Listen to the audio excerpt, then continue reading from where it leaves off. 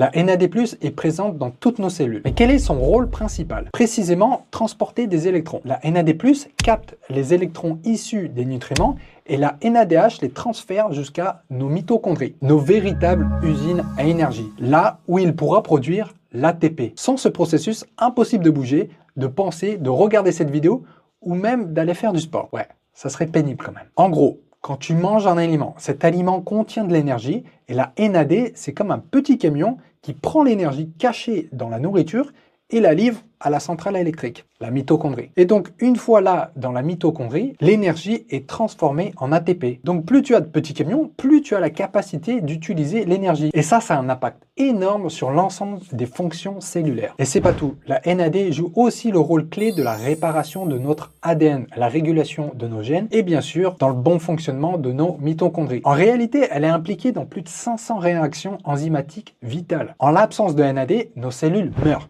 Littéralement. Et nous, on ne tiendrait pas quelques secondes non plus. Le problème, c'est qu'en vieillissant, notre corps en produit moins et le dégrade davantage. On voit une diminution du NAD dès l'âge de 30 ans. Les enzymes responsables de sa dégradation, notamment la CD38, augmente elle aussi avec l'âge. Donc autant vous dire qu'avec une baisse de production plus une augmentation de sa dégradation, nos réserves de NAD peuvent chuter brutalement. Surtout si en plus de ça, votre hygiène de vie laisse à désirer.